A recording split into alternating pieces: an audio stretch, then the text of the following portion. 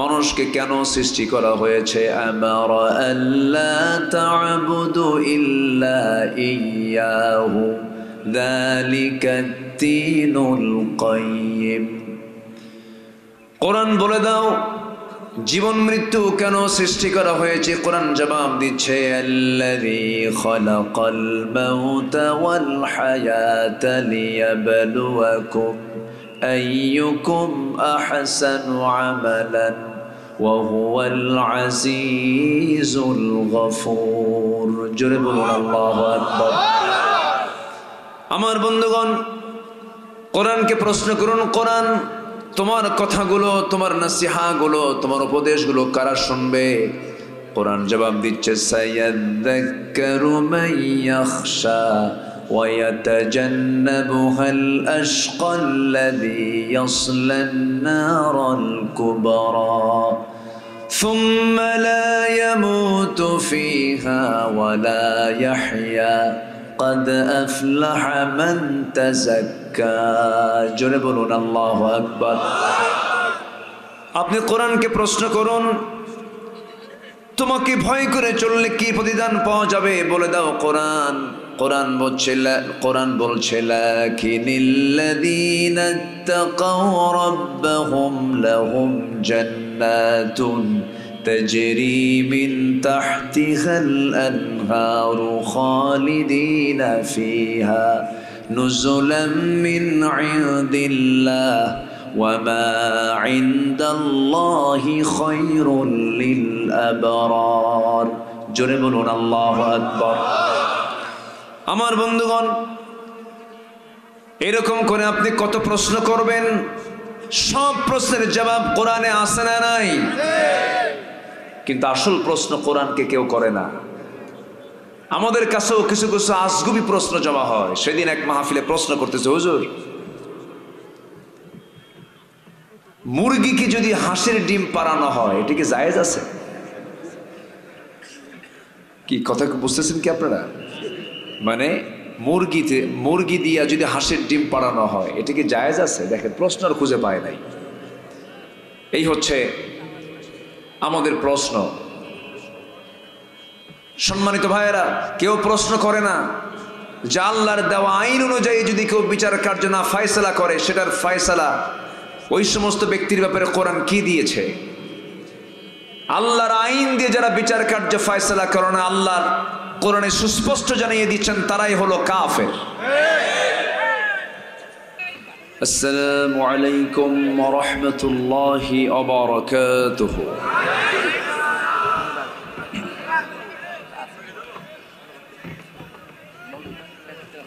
إن الحمد لله الأكرم الذي خلق الإنسان وكرم وعلمه من البيان ما لم يعلم فسبحان الذي لا يحصى امتنانه باللسان ولا بالقلم نشهد أن لا إله إلا الله وحده لا شريك له ونشهد أن سيدنا وحبيبنا ومولانا محمدا عبده ورسوله الذي أرسله بالحق بشيرا ونذيرا وداعيا إلى الله بإذنه وسراجا منيرا فقد قال الله تعالى في كلامه المجيد وفرقانه الحميد أعوذ بالله من الشيطان الرجيم بسم الله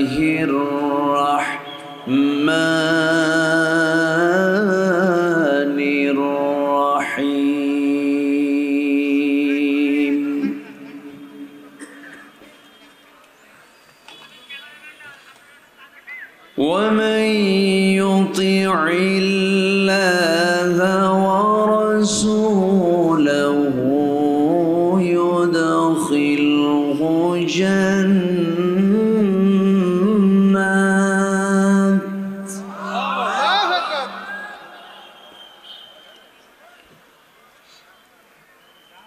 يدخله جنات تجري من تحتها الأنهار خالدين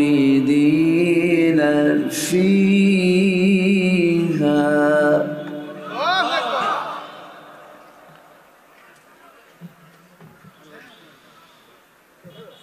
وذلك الفوز العظيم.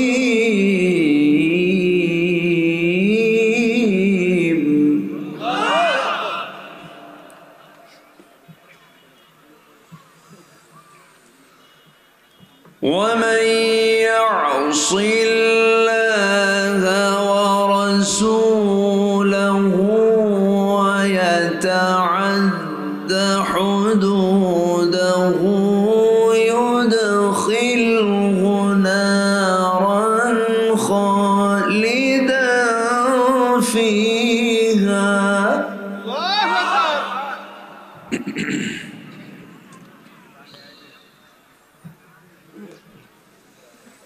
نارا خالدا فيها وله عذاب مهين.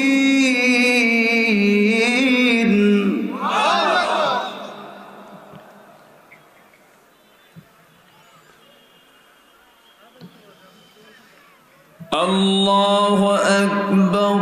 بسم الله الرحمن الرحيم.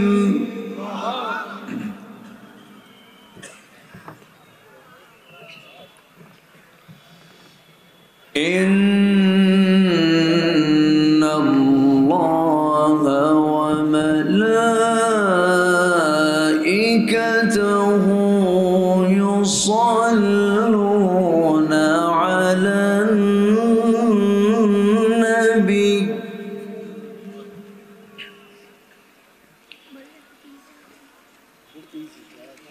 يا أيها الذين آمنوا صلوا عليه وسلموا تسليما. اللهم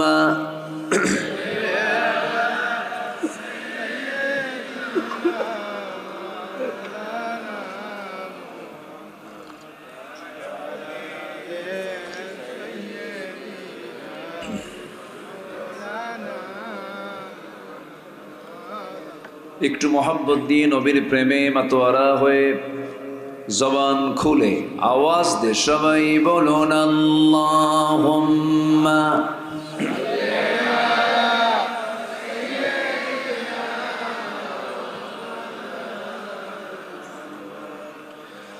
ওয়া আলা আলি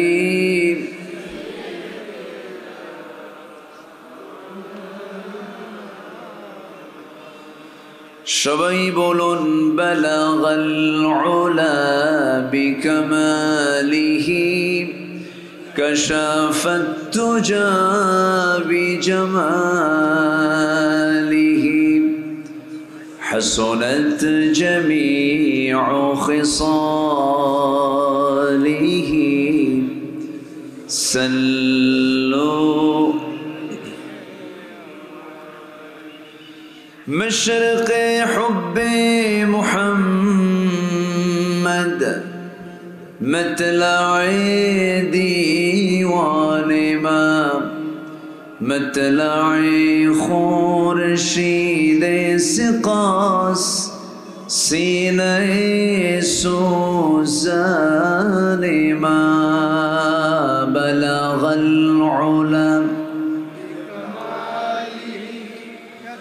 كشف الدجى بجماله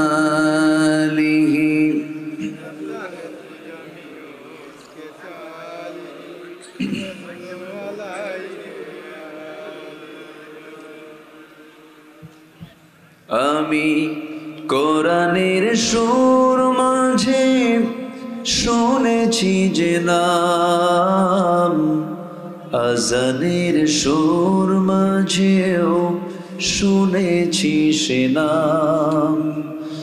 ও নাম শুনেছি আমি আমার হৃদয়, হে রাসূল নবীজি তোমায়, হে রাসূল নবীজি তোমায়। সবাই বলছি সাল্লাল্লাহু আলাইহি ওয়াসাল্লাম।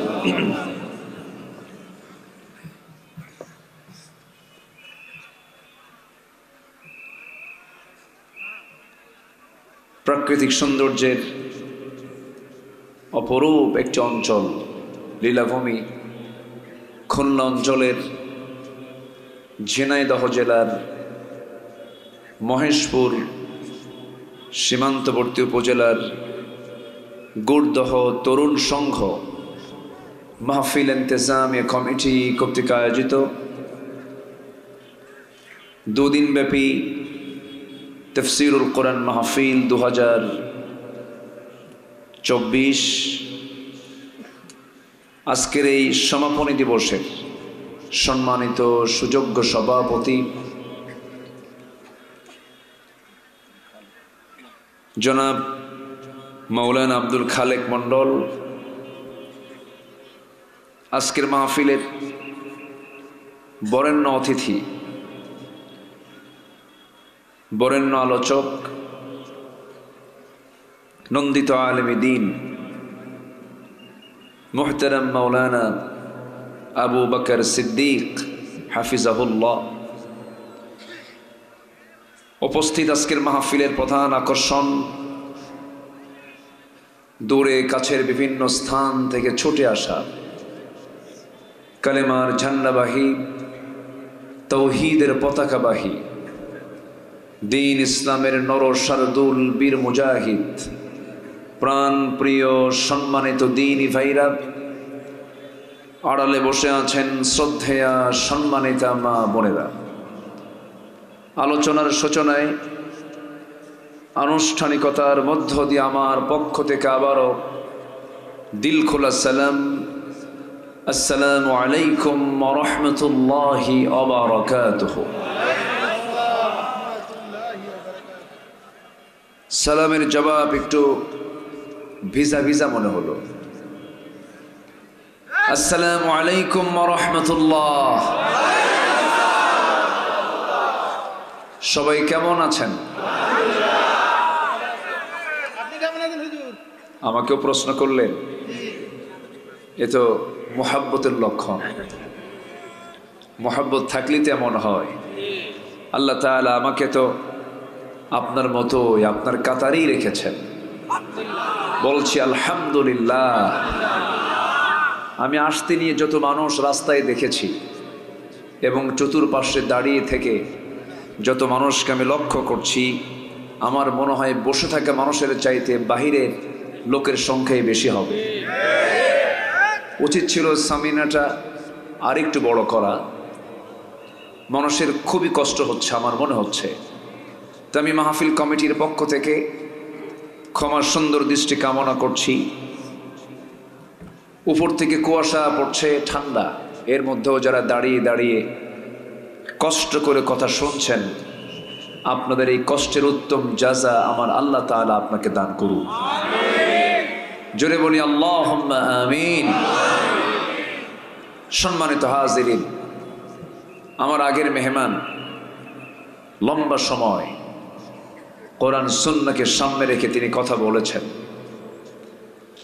আমি শেষ ক্লাসে এসে কিছু কথা বলতে চাচ্ছি। এই মাঠে আজ থেকে আরো এক যুগ আগে আমি এসেছিলাম। সেই সময় কলেবরটা এত বড় ছিল না। এই যে মজনু, তখন বিয়ে করে নাই, পরে বিয়ে শাদী করছে। তো এই 12 বছর পর আল্লাহ তাআলা এই গুরদহের মাঠে এত সুন্দর সাজানো একটি পরিবেশে আল্লাহ তাআলা আমাকে আসার তৌফিক দিয়েছেন, বেঁচে রেখেছেন, আলহামদুলিল্লাহ। যে সময়টা পার করছে বাঁচারই তো কথা না। 16 বছর কি যে সময় পার হয়েছে। সম্মানিত ভাইয়েরা, এই মাহফিল গত বছর হতে দেয়নি।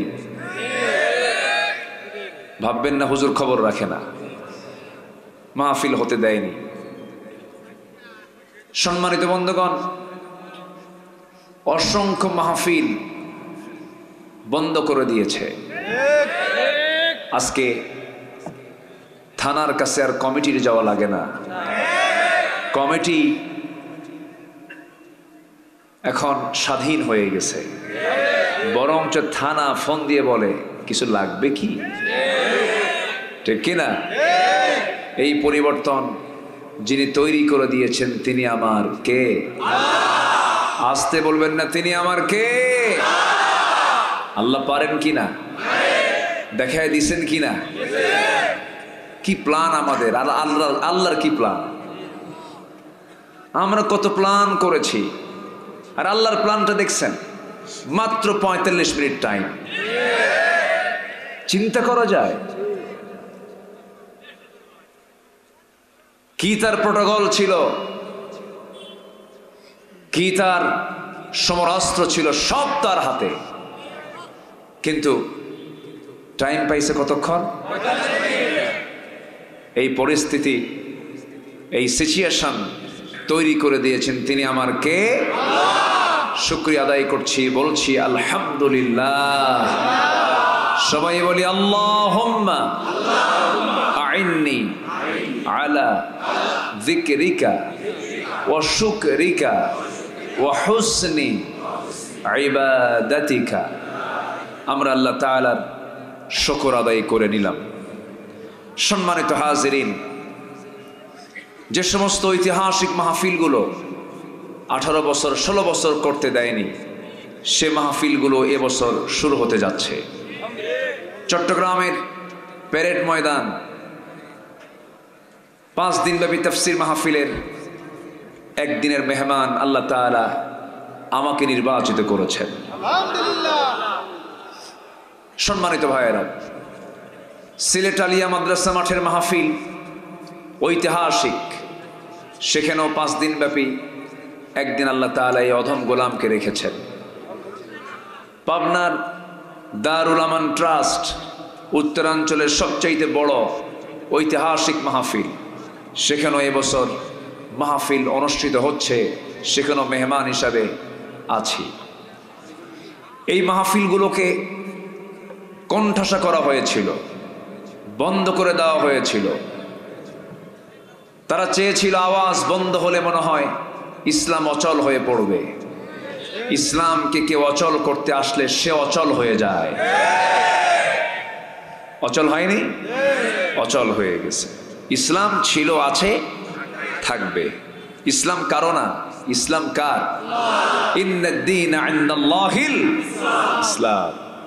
এজন্য ইসলামকে নিয়ে যারাই, যে শক্তি একটু মাথাচাড়া দিয়ে উঠেছে ইসলামের বিরুদ্ধে, আল্লাহ তার মাথাকে ভেঙ্গে চুরমার করে দিয়েছেন।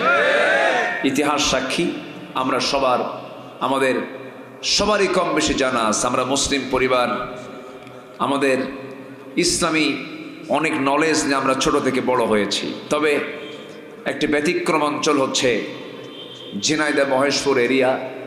আমার কাছে খুব ভালো লাগে।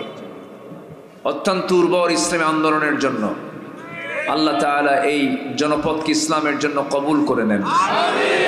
জোরে বলি আল্লাহুম্মা আমিন। আমরা শুনতে এসেছি কোরআন, শুনতে এসেছি কি? কোরআনের ভেতরে এমন কিছু নাই যা বাদ পড়েছে।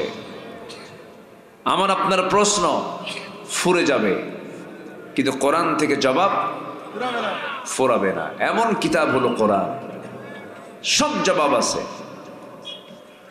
সব কিছু আছে। আইন চাবেন, আছে। ফিজিক্স কেমিস্ট্রি নেবেন, আছে। সায়েন্স নেবেন, আছে। পরিবার নিয়ে কথা বলতে চান, প্রশ্ন করুন, জবাব আছে। আপনি কি চান, কি রাষ্ট্র চালাবেন, আছে। নাই শব্দ বাদ দিয়ে সবই আছে। জোরে বলি সুবহানাল্লাহ। এই গোটা পৃথিবী সৃষ্টি করেছেন কে? আল্লাহ। আসতে বলবেন না কে? আল্লাহ। কোরআনকে প্রশ্ন করুন, কোরআন বলো তো। কোরআন জবাব দিচ্ছে। আল্লাহ রাব্বুল আলামিন বলেন, আল্লাহু খালিকু কুল্লি শাইইন ওয়া হুয়া আলা কুল্লি শাইইন কাদির। প্রশ্ন করুন, কোরআন বলো, মানুষকে কেন সৃষ্টি করা হয়েছে? আমারা আল্লা তা'বুদু ইল্লা ইয়্যাহু যালিকাত-দীনুল কাইয়্যিম। কোরআন বলে দাও, জীবন মৃত্যু কেন সৃষ্টি করা হয়েছে? কোরআন জবাব দিচ্ছে, আল্লাযী খালাকাল মাউতা ওয়াল হায়াতা লিয়াবলুয়াকুম আইয়ুকুম আহসানু আমালান ওয়া হুয়াল আজিজুল গফুর। জোরে বলুন আল্লাহু আকবার। আমার বন্ধুগণ, কোরআনকে প্রশ্ন করুন, কোরআন তোমার কথাগুলো, তোমার নসিহাগুলো, তোমার উপদেশগুলো কারা শুনবে? কোরআন জবাব দিচ্ছে, সায়াযাক্কারু মান ইয়াখশা ওয়া ইয়াতাজান্নাবুহাল আশকাল্লাযী ইয়াসলান নারাল কুবরা সুম্মা লা ইয়ামুতু ফিহা ওয়া লা ইয়াহইয়া قد أفلح من تزكى। জোরে বলুন আল্লাহু আকবার। আপনি কোরআনকে প্রশ্ন করুন, তোমাকে ভয় করে চললে কি প্রতিদান পাওয়া যাবে? বলে দাও কোরআন। কোরআন বলছে লাকিনিল্লাযীনা ইত্তাকাও রাব্বাহুম লাহুম জান্নাতুন تجري من تحتها الأنهار خالدين فيها نزلا من عند الله وما عند الله خير للأبرار। জোরে বলুন আল্লাহু আকবার। আমার বন্ধুগণ, এরকম করে আপনি কত প্রশ্ন করবেন? সব প্রশ্নের জবাব কোরআনে আছে না নাই? কিন্তু আসল প্রশ্ন কোরআনকে কেউ করে না। আমাদের কাছেও কিছু কিছু আজগুবি প্রশ্ন জমা হয়। সেদিন এক মাহফিলে প্রশ্ন করতেছে, হুজুর, মুরগিকে যদি হাঁসের ডিম পাড়ানো হয়, এটা কি জায়েজ আছে? কি কথা বুঝতেছেন কি আপনারা? মানে মুরগি দিয়া যদি হাঁসের ডিম পাড়ানো হয়, এটা কি জায়েজ আছে? দেখেন, প্রশ্ন আর খুঁজে পায় নাই। এই হচ্ছে আমাদের প্রশ্ন। সম্মানিত ভাইয়েরা, কেউ প্রশ্ন করে না যে আল্লাহর দেওয়া আইন অনুযায়ী যদি কেউ বিচার কার্য না ফয়সালা করে, সেটার ফয়সালা ওই সমস্ত ব্যক্তির ব্যাপারে কোরআন কি দিয়েছে? আল্লাহর আইন দিয়ে যারা বিচার কার্য ফয়সালা করে না, আল্লাহর কোরআনে সুস্পষ্ট জানিয়ে দিচ্ছেন তারাই হলো কাফের। যারা কোরআন দিয়ে বিচার কার্য ফয়সালা করে না, তারা হলো ফাসিক, তারা হলো জালিম। এই জাতীয় প্রশ্নগুলো কমই আসে। প্রশ্ন আসে কি? ফরজ নামাজের পরে মোনাজাত চলবে কিনা, তারাবির নামাজ নিয়ে প্রশ্ন, এরপরে বেতের নামাজ নিয়ে প্রশ্ন, নূর মাটি নিয়ে প্রশ্ন। কিন্তু একটাবার প্রশ্ন করে না, হুজুর সুদের ব্যাপারে ইসলাম কি বলে? বলে না। মদের ব্যাপারে ইসলাম কি বলে? জেনার ব্যাপারে ইসলাম কি বলে? এই জাতীয় কোনো প্রশ্ন আমাদের কাছে খুব কমই আসে। সম্মানিত বন্ধুগণ, আমরা সুন্দর একটি বাংলাদেশ পেয়েছি। এখন পরিবেশটা অনেক অনুকূল, সব কথা বলার একটা পরিবেশ আমরা পেয়েছি। 53 বছরের মধ্যে সবচেয়ে অনুকূল পরিবেশ আমরা পেয়েছি। এই 53 বছর কেউ দেশ চালিয়েছে 25 বছর,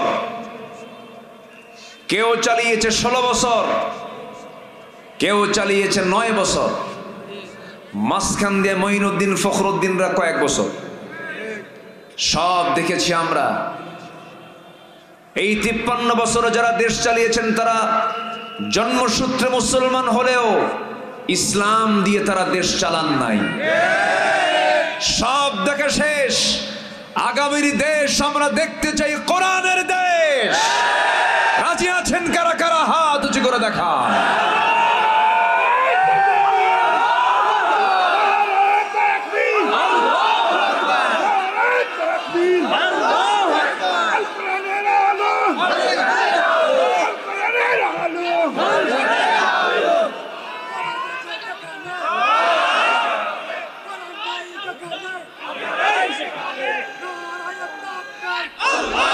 আল্লাহ কবুল করুন, জোরে বলি আমিন, আরো জোরে আমিন।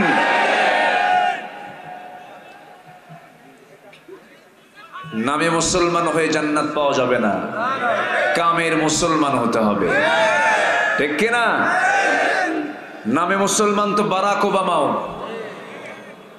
হিন্দু নাম, খ্রিস্টান নাম বারাক হোসেন ওবামা, নাম শোনেন নাই? কোথাকার প্রেসিডেন্ট ছিল? আমেরিকা। এরকম করে বহু লোকের নাম আছে মুসলমান, কিন্তু চরিত্র হচ্ছে তার সম্পূর্ণ ইসলাম পরিপন্থী। আমরা জন্মসূত্রে মুসলমান হয়ে এই পরিচয় দিয়ে আমরা জান্নাত পাবো না। সবার আগে শর্ত হলো ইসলাম থাকতে হবে, ঠিক কিনা বলে? সমস্যা না? থাক না। ও আমাকে দেখতে সমস্যা হচ্ছে? আচ্ছা, সাউন্ড বক্স কেমনে সরাবে? না না, সবার কথা শুনলে কি আর হয়? সবার কথা শুনবেন কেমনে? এই যে এরা এখন এই পিছন দিক দিয়ে বলে অসুবিধা হয় না, এটা টান দেওয়া দরকার না? তাহলে এটা টান দেওয়া দরকার, এটাও টান দেওয়া দরকার, এটাও টান দেওয়া দরকার। সবই যদি টান দেন, আপনি শুনছেন না হয় লক্ষ মানুষ, কিন্তু এই ক্যামেরা, এই অনলাইন, এই প্রযুক্তি, এগুলো শোনায় দিচ্ছে কোটি কোটি মানুষকে। সবই তো ঠিক, কোনোটাই তো ঠিক নাই। কথা বলেন কেন?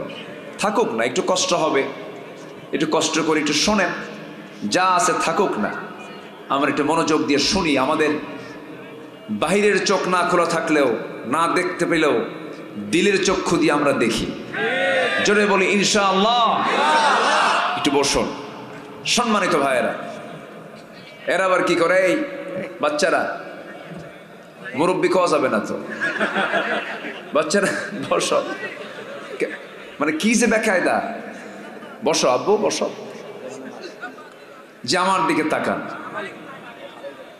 আমাকে সবাই শুনতে পাচ্ছেন তো? কারো কোনো অসুবিধা নাই তো? বলি আলহামদুলিল্লাহ। এই মাটি 12 বছর আগে এই মাটিতে আমি এসেছিলাম। আমার একটা আবেগের জায়গা কাজ করছে। সম্মানিত বন্ধুগণ, একটু মনোযোগ দিয়ে আমরা কথাগুলো শোনার চেষ্টা করি।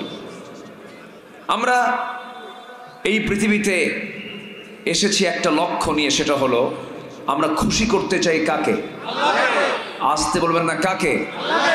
আল্লাহ খুশি হলেই আমরা জান্নাত পাবো। কিন্তু আমাদের ভিতরে সমাজে কিছু লোক আছে, আল্লাহ যেখানে থাকে থাকুক, আমার নেতা খুশি হোক। আছে না নাই? এই 16 বছর শুধু সংসদে শুনেছি, আমি স্মরণ করছি 1000 বছরের, শুনছি না? শুনছি। আল্লাহর প্রশংসা নাই, নবীর প্রশংসা নাই, শুধু নেতার প্রশংসা। কিন্তু সকল প্রশংসার আগে প্রশংসা হতে হবে কার? আসতে বলবেন না, কার? সবার আগে আমরা সন্তুষ্ট করব কাকে? আল্লাহকে। আল্লাহ যদি আমার রাজি হয়, তুমি কে? ঠিক কিনা? আমার সঙ্গে পারে কে? গোটা পৃথিবীর সব মানুষ আমার বিরোধী, কিন্তু আল্লাহকে আমি হাতে নিয়েছি। আল্লাহ আমার হয়ে গেছেন, আমি আল্লাহর হয়ে গেছি।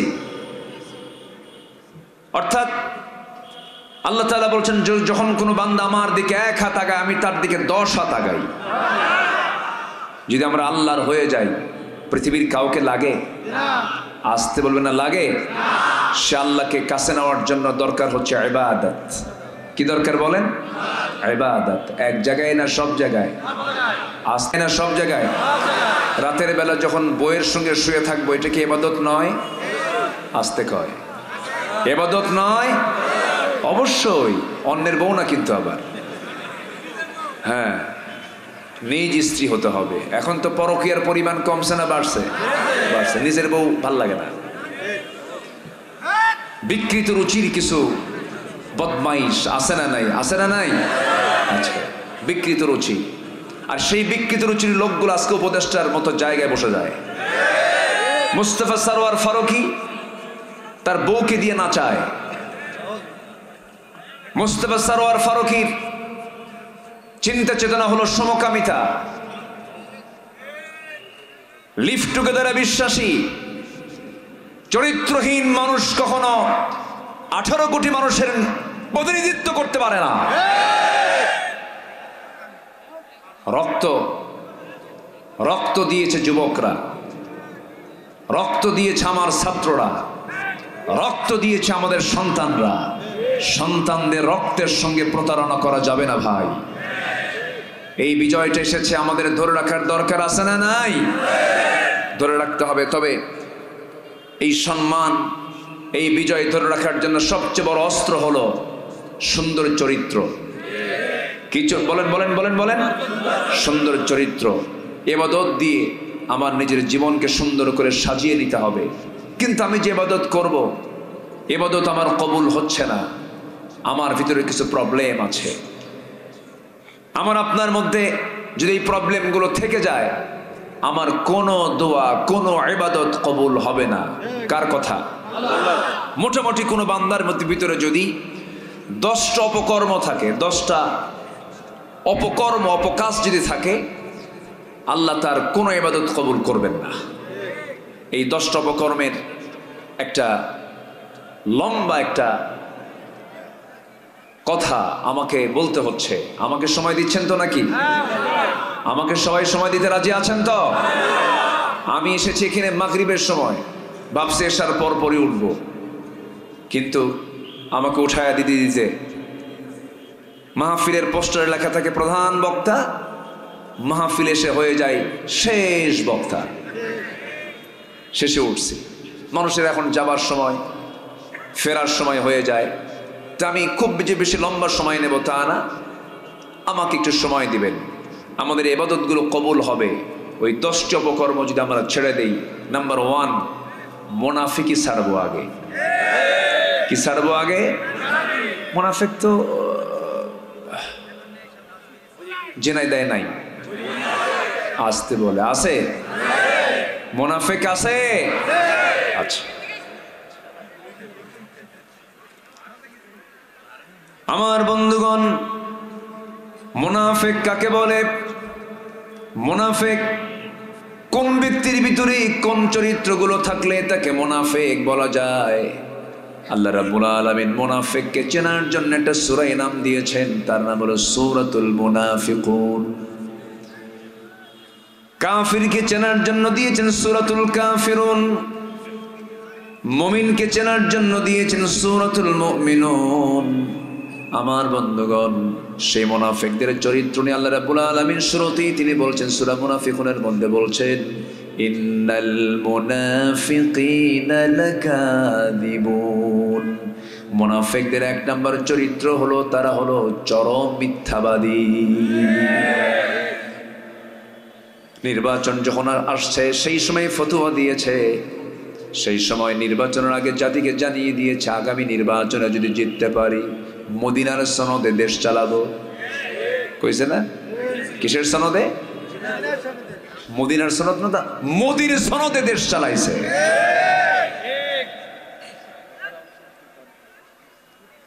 সম্মানিত বন্ধুগণ, মিথ্যা আছে যার ভিতরে, সেই লোকটাই মুনাফিক। এখন এটাকে যদি আপনি বাঁচতে যান, একটু বাঁচতে থাকেন, একটু ছাঁটাই করতে থাকেন, নিজের মধ্যে সম্ভাবনা আছে না নাই? আসতে বলে, আসতে বলে আছে। বড় টেনশনের বিষয়। আমার নবীজির একজন প্রিয় সাহাবীর কাছে মদিনায় আমার নবীজি একজন সাহাবীর কাছে মুনাফিকের তালিকা রেখে দিয়েছিলেন। ওই সাহাবী জানতেন কে কে মুনাফিক। সেই সাহাবীর নাম হলো হুযায়ফা। সাইয়েদনা ওমর ফারুক রাদিয়াল্লাহু আনহু একদিন তার সামনে গিয়ে অঝরে ঝাড়ায় কাঁদতেছেন, কেঁদে কেঁদে বলছেন, ভাই হুযায়ফা, দেখো তো তোমার কাছেই তো সমস্ত মুনাফিকের তালিকা আছে, সেই মুনাফিকদের তালিকার মধ্যে আমি ওমর, আমার নামটা আছে কিনা? কে বলতেছে? কে? উনি কি সাধারণ মানুষ? জান্নাতের সংবাদ পেয়েছেন। দুনিয়াতে বসেই রাসূল যার শানে বলেছেন, আমার পরে যদি নবুয়তের সিলসিলা জারি থাকতো লাকানা ওমর, আমার ওমর নবী হয়ে যেত। এত বড় গুণ সম্পন্ন একজন মানুষ কেঁদে কেঁদে বলতেছে, দেখো তো আমার নামটা সেই তালিকার মধ্যে আছে কিনা। কি পেরেশান ছিলেন তারা, নিজেকে নিয়ে কি তারা টেনশন করেছেন। সারা রাত সেজদা দিয়ে কেটেছে তাদের রাতগুলো। দিনের বেলা ঘোড়ার পিঠে চলেছে, এত ভালো নেক আমলগুলো করেছেন। কি বড় একজন শাসক তিনি ছিলেন। সেই সময়ের শাসক আর বর্তমান হালের শাসকের মধ্যে কি তফাৎ দেখেন। ছোট্ট একটা ইতিহাস বললেই স্পষ্ট হয়ে যাবে। প্রথম খলিফার নাম কি বলেন? আবু বকর রাদিয়াল্লাহু তাআলা আনহু যেদিন খেলাফতের মসনদে বসে গেলেন, সেই দিন আবু বকর সিদ্দিক রাদিয়াল্লাহু তাআলা আনহু শেষ রাত্রিবেলা আগের থেকেই খেদমত করতেন। খেলাফতের দায়িত্ব পাওয়ার পরও খেদমত ছাড়েন নাই। তার ঘরের সঙ্গে একটা ঘর ছিল তার প্রতিবেশী, বুড়ি একজন মহিলা ছিল, যার স্বামী নাই, ছেলে নাই, মেয়ে নাই, কোনো সন্তানাদি নাই। সাইয়েদনা আবু বকর সিদ্দিক রাদিয়াল্লাহু তাআলা আনহু সেই বুড়ি মহিলার ঘরে প্রত্যেক রাতে ঢুকতেন। শেষ রাত্রে ঢুকে বুড়ি মহিলার কাপড় চোপড় ধুয়ে দিতেন, গোসল করায়া দিতেন, পানি আগায়া দিতেন, খাবার দাবার জোগাড় করে দিতেন। সাইয়েদনা ওমর ফারুক একদিন তা দেখে ফেললেন। দেখে ফেলে বলছেন, ভাই আবু বকর, খেলাফতের দায়িত্ব পেয়েছেন, এই খেদমতগুলো অন্তত আপনি আমাদের করার সুযোগ দিয়ে দেন। প্রথম খলিফা বলছেন, ওমর, হাশরের ময়দানে তোমার আমলনামা কিন্তু আমার পিঠে আসবে না, আমাকে আমার আমলনামা করতে দাও। 2 বছর খেলাফতের দায়িত্ব পালন করেছেন সাইয়েদনা ওমর ফারুক রাদিয়াল্লাহু আনহু। প্রথম খলিফার ইন্তেকালের পরে তিনি খেলাফতের দায়িত্ব পালন করলেন। প্রথম খলিফার ইন্তেকালের পর ওই বুড়ি মহিলাকে দেখতে যাবে কে? সাইয়েদনা ওমর ফারুক দেখতে গেছেন, খেদমত করতে গেছেন। প্রথম দিন বুড়ি জানে না প্রথম খলিফার ইন্তেকাল হয়ে গেছে। সাইয়েদনা ওমর ফারুক রাদিয়াল্লাহু তাআলা আনহু ভিতরে ঢুকলেন, বুড়িমার কাপড় চোপড়গুলো ধুয়ে দিলেন, সেবা করলেন, গোসলের পানিগুলো আগায় দিলেন, খাবার দাবার গুলো জোগাড় করে দিলেন। বুড়ি জানে না প্রথম খলিফার ইন্তেকাল হয়ে গেছে।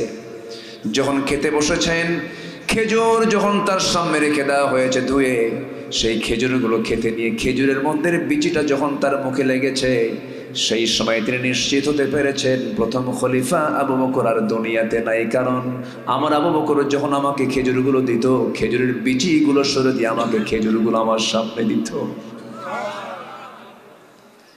আমার বন্ধুগণ, আমার ভাইরা, কি শাসন তাদের আমলে ছিল, কি শাসক তারা ছিলেন। নদীর দরিয়ার পানি পর্যন্ত তাদের কথা শুনেছে। দরিয়া শুকে গেছে, পানি নাই। জনগণ গিয়ে বলেছে, ওমর, আবাদ হচ্ছে না, সব ধুলায় বালু হয়ে গেছে, সব ধুলায় মলিন হয়ে গেছে, শুকনা হয়ে গেছে, জমিন আবাদ নাই, সেচের ব্যবস্থা নাই, পানি নাই, কি করা যায়? সাইয়েদনা ওমর ফারুক রাদিয়াল্লাহু তাআলা আনহু কাগজে লিখলেন। সেই কাগজটা ভাঁজ করে বললেন, শোনো, দরিয়ার মধ্যে এটা ছেড়ে দাও। দরিয়ায় ছেড়ে দেওয়ার সঙ্গে সঙ্গে উপচে পড়া পানির ঢেউ চলে আসা শুরু হয়ে গেছে। আমার বন্ধুগণ, খলিফার সঙ্গে কথা হবে কার? আসতে বলবেন না কার? শাসক বলবে কার সঙ্গে কথা? আসতে বলবেন না কার সঙ্গে কথা? শাসক ভরসা করবে কার উপরে? কিন্তু ইতিপূর্বে যত শাসক আমার দেশে কাজ করেছে তাদের ভরসা ছিল রাশিয়া, আমেরিকা, দিল্লি, ঠিক কিনা? আমেরিকা আমাকে বাঁচাবে না, ভারত আমাকে বাঁচাবে না, ইউরোপ আমাকে বাঁচাবে না, কোন পরাশক্তি আমাকে বাঁচাবে না। আমাকে বাঁচাবেন যিনি, তিনি আমার কে? আসতে বলবেন না, তিনি আমার কে? একটু অসভ্য সমাজ, বড় বড় সমাজকে রাসূল একটা সুতার কাঠিতে আবদ্ধ করে পৃথিবীর সেরা জাতি উপহার দিয়েছেন। আরবের লোকের মতো জঘন্য মানুষ পৃথিবীতে কখনো কোথাও ছিল না, যারা একটা ভাঙ্গা পাতিলকে কেন্দ্র করে যুগের পরে যুগ যুদ্ধ লেগে রাখত। যারা হজে গিয়েছেন সেই স্থানটা এখনো সাক্ষী হয়ে আছে। জীবন্ত মেয়ে সন্তান, নারী সন্তানকে তারা পুঁতে মারত, হত্যা করত। নারী সমাজের কোনো মূল্যায়ন সেই যুগে ছিল না। ওই যুগের নারী সন্তান জন্ম হওয়াকে তারা এটা একটা বিপদ মনে করত, বিপদের কারণ তারা মনে করত। সম্মানিত ভাইয়েরা, সেই যুগে আমার রাসূল নারীকে এমন মর্যাদা দিলেন, রাসূল বললেন যার ঘরে মেয়ে আছে তার জন্য একটা জান্নাত, এবং নারীর পায়ের নিচে আল্লাহ তাআলা 8টা জান্নাত রেখে দিয়েছেন। আজকে সেই নারীও পৃথিবীর কাছে আজকে হয়ে গেছে একটা ভোগের সামগ্রীর মতো, পণ্য সামগ্রীর মতো, যা ছিল 1500 বছর আগে ওই আরবের ওই সমাজে। আজকে বলা হচ্ছে স্বাধীনতার নামে মেয়েদেরকে উলঙ্গ করে রাস্তায় বের করানো। মেয়েরা উলঙ্গ হয়ে রাস্তায় বের হওয়া তাদের সম্মানের না, এটা অপমানের। বরঞ্চ নারীদের চামড়াকে ঢেকে দেওয়া, পর্দার পরিবেশে রাখাই হলো তাদের সম্মান রক্ষার একমাত্র হাতিয়ার। সম্মানিত ভাইয়েরা, আমার নবীর সামনে এক সাহাবী, সুন্দর চেহারার অধিকারী, নবীর সামনে দাঁড়িয়ে কালিমা ঘোষণা করলেন, ইসলাম কবুল করে নিয়েই হাউমাউ করে কাঁদেন। রাসূল বলছেন, সাহাবী তুমি দিন গ্রহণ করার পরে আবার কাঁদো কেন? হুজুর ইসলাম তো কবুল করছে, কিন্তু কোনোদিন আমি এরকম মনে করি নাই, কিন্তু ইসলাম গ্রহণের পর আমার একটা বিষয় খুব উকি মারতেছে। কি সেই বিষয়টা? হলো আপনি বলে দিয়েছেন আমাকে আমার সব গুনাহ মাফ হয়েছে, কিন্তু আমার কাছে মনে হয় সব গুনাহ মাফ হলেও একটা গুনাহ আমার মাফ হয় না, সেটা হলো খুনের গুনাহ। কি খুন করেছে তুমি বলো? কোজন নিজের হাতে নিজের মেয়েকে আমি খুন করেছি। কেমন করে? ওই যুগের সময়, ওই যুগের কারণে, ওই সময়ের কারণে মেয়ে সন্তানকে আমি মনে করতাম বিপদের কারণ, হত্যা করেছি। আমার নবীজির সামনে হাঁটু গেড়ে দিয়ে বসে থাকে সেই সাহাবীর সামনে রাসূল তাকিয়ে থেকে বলছেন, একটু বলো তো, একটু শুনি, তুমি কেমন করে মারলে তোমার নিজের মেয়েকে? সাহাবী নবীর সামনে বর্ণনা করছেন, এমন ভাবে বর্ণনা করছিলেন, সিরাত গ্রন্থে এসেছে নবীজির চোখের কোনা বেয়ে টপ টপ করে পানি পড়ছিল।